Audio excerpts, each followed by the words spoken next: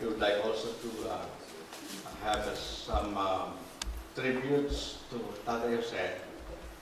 So that's the announcement. So we'll be prepared, okay? And when the first time I was assigned as pastor, the church that I went to is in Laguna, and number of people, you can count them with your fingers. There are 8. 4 people, 2 families are fighting each other. The others are young people, and it's quite challenging. But when you serve the Lord, the number does not matter. I was invited to speak at a lecture service in Cavite, and it was raining hard. I tried my best to be there, and the service went on with the pastor and his wife and myself. And before I gave the message, the pastor came up to me and said, "Pastor, service?" "Yes." "There are only 3 of us, me and my wife and himself." "Yes, but the Lord is here." I'm not, and I'm talking to the chairs that are filled with the spirits of those members who are not here, because the members said that I'm not present physically, but my spirit is there. So be sure that the spirit is sitting on the chair. And so whatever we do it to the Lord. Whether we are few or many in numbers, we still serve the Lord. And we thank our singers, you know. We seldom see them leading the song. And we see them in person, how beautiful they are. Do you agree? How lovely their voices are. We want to hear more of them very often. Amen? And I was tempted to sing with them because Jeremiah was pushing me. Join them. But you know, I'm very popular already, and I want to sing solo.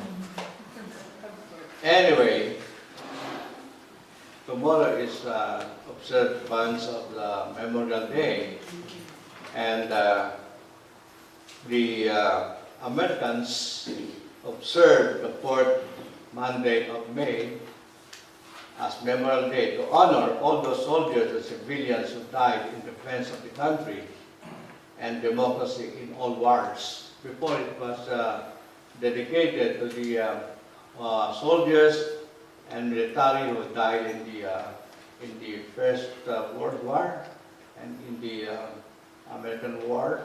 But then as time goes on, they decided to include those soldiers and military who died in Second World War, in Korean War, in Vietnam War, and later on Afghanistan and others. So this memorial service is for all soldiers and military who died, who because of their patriotism, their effort, the sacrifices, the nation prepared special services. There are parades, there are laying of flowers and bread at the tomb of the unknown and known soldiers. And awards, medals, flags, and honors are given posthumously. All those are celebrations. And we are challenged to honor them, not to treat them differently, like what happened to the veterans that are not given proper treatment in the hospital, the Veterans Administration, and that's a big problem now. And the administration's desire to cut the pension and services for these military people who have sacrificed everything. We don't want to treat those people without dignity, without honor. We want to honor them and we want to show our love to them. But this morning, we would not sing that national anthem of the Philippines and national anthem of the United States. We would not have that kind of celebration, but we have a different hero and soldier of faith whom we would like to honor and remember at this memorial day what they did. We would like to remember, and we would like to get inspiration from the example that they have given.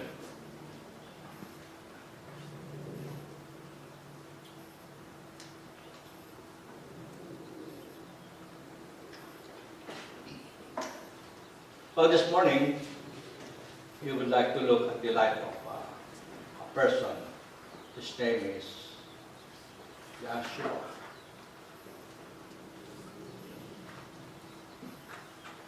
And we would like to look at what deed and act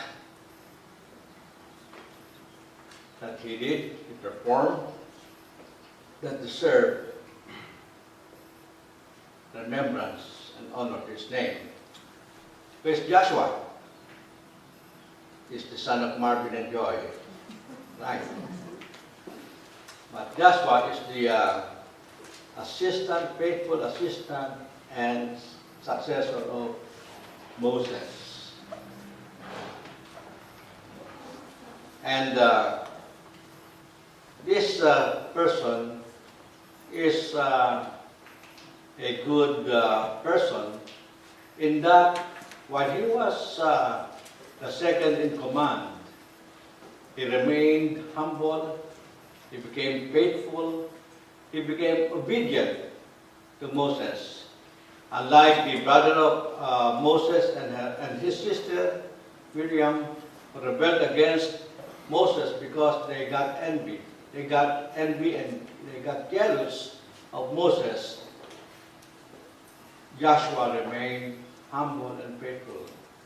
He did not have that kind of ambition to replace Moses. He followed Moses faithfully. And so when Moses was taken by God, he took over. God appointed him and given him the delicate and gigantic task of leading and bringing the Israelites to the promised land. And so we see in Joshua 1:6-8, this is the commission of God to Joshua. And we read, be strong and courageous, for you are the one who will lead these people to possess all the land I swore to their ancestors I would give them. And God continued to say, be strong and be courageous. You see, they are not fully armed. They are not well armed. They are not trained to fight battles and war. And so what would they do when they fight well-armed enemies? Those have big fortress and defenses. So God encouraged him, be strong and be courageous. Be careful to obey all the instructions Moses gave you. Do not deviate from them, turning either to the right or to the left. Now, I would like to remind you that Moses did not give Joshua military instructions.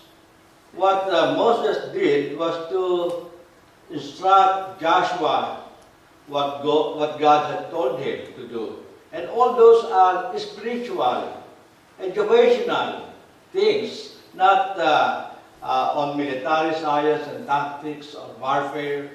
So God is telling Joshua, obey Moses in everything that he instructed and told you to do. Do not deviate from any thing turning left or to the right, then you will be successful in everything you do. Study this book of instruction continually. Meditate on it day and night, so you will be sure to obey everything on it. Only then will you prosper and succeed in all you do. Now, this instruction of God is strictly to be obeyed. Now, God has given instruction to us not only to read. Sometimes we read, but we don't meditate. So we just read it in passing, and we want to finish the book very quickly, and nothing is left for us to digest and to meditate. Now, God is saying to Joshua, be serious, understand the instruction, and follow, not only to read, to know, but to put it into action. And so God has promised, if you do that, you will be successful. And it is true with our life today. If we follow God's will, if we follow God's instruction, then success is evident. Study this book of instructions continually, meditate. Only then will you prosper and succeed in all you do. This is my command. Be strong and courageous. Do not be afraid or discouraged, for the Lord your God is with you forever, wherever you go. Now, the courage that Joshua would have would not depend on his own strength, would not depend on his own training, but on the fact that God will be with him. That is the important thing.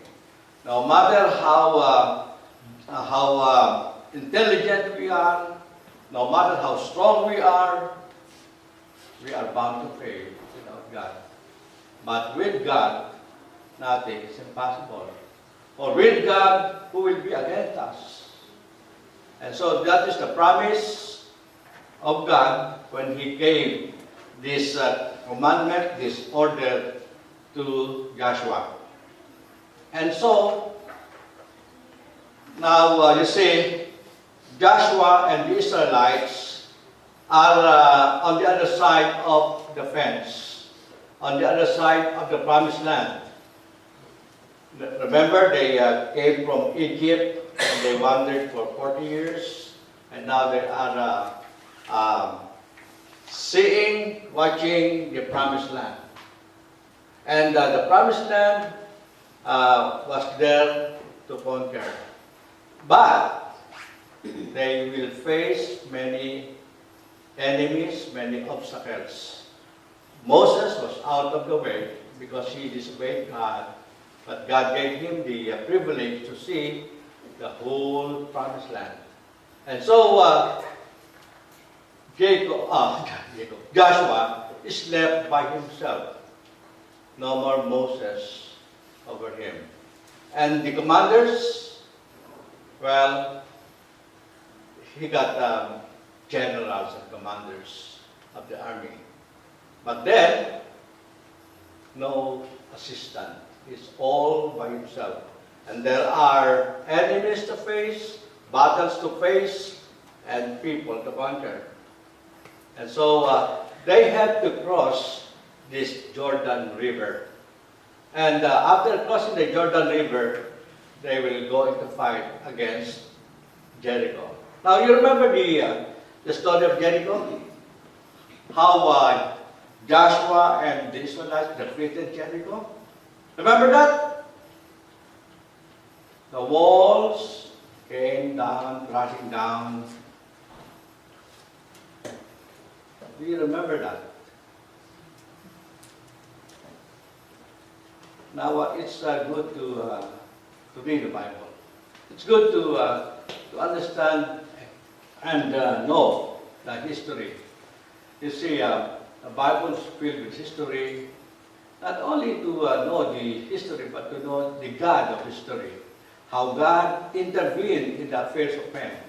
How God works from the beginning up to present. And you will appreciate the beauty, you wonder, the love, the power of God if we know the history. And I'm tempted to tell the story, to narrate the story. Now, in the Sunday school,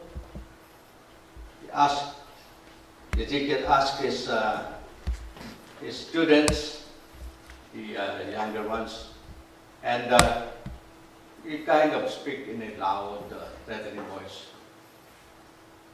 And the question he asked his students is, why did the walls of Jericho fell down? You! Pointed at one student. And the student said, the student got nervous. And so he cried, no, I don't have to do with that wall. I didn't do anything. And he cried and cried. And so he went home and told his parents what happened. And so the parents went to the church and said, hey, why are you accusing my son of such a thing? He didn't do anything. My son is a good boy. He won't do a thing to post that wall to burn down. And then another deacon said, yes, I know that boy. He's a good boy. He won't do such a thing. And the church leadership made called a meeting, emergency meeting. This is serious because this boy is like in trauma. He's got phobia and he was crying and got nervous. And so the Sunday school department have an emergency meeting. Why? Well, the boy was asked why did the wall of Jericho fell down. And the boy said he didn't have nothing to do with the wall of Jericho when it fell down. And everybody stood up in his defense. And so what are we going to do? And the Sunday school board decided to raise a fund to rebuild the walls of Jericho. Now, what is the wall of Jericho? Now you have to find out. In the book of Joshua, you will understand that wall of Jericho. But we will not deal on that because what we want to do this day is to see in relation to the Memorial Day to see what Joshua and the Israelites have done that they deserve to have this memorial for them. Okay? So we rather deal on the crossing of Jordan River. Now, God is very good, is very kind to show us Jordan River. Dan, will you help us? There. There on the other side, and I see the priest carrying the ark, and they had to cross that river. Forward, please. And there, as you will see, they are crossing the river Jordan.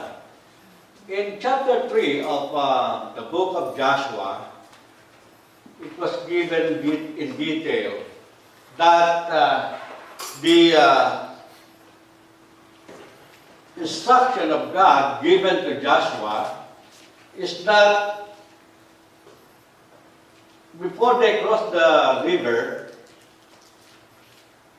the priest would lead them. The priest will carry the Ark of the Covenant. Now you know the Ark of the Covenant, right?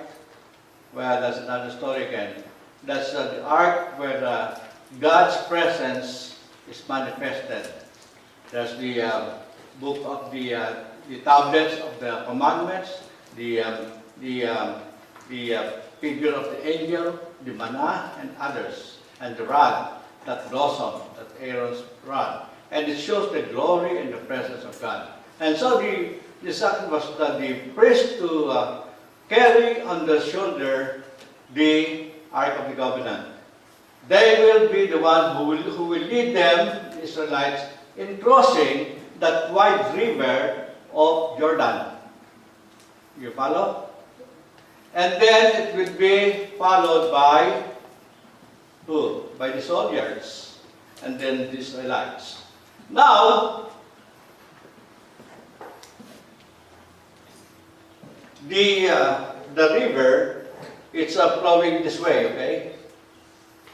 From higher ground to lower ground. How would they cross the river when it is, the Bible said it's overflowing on this bank, filled with water?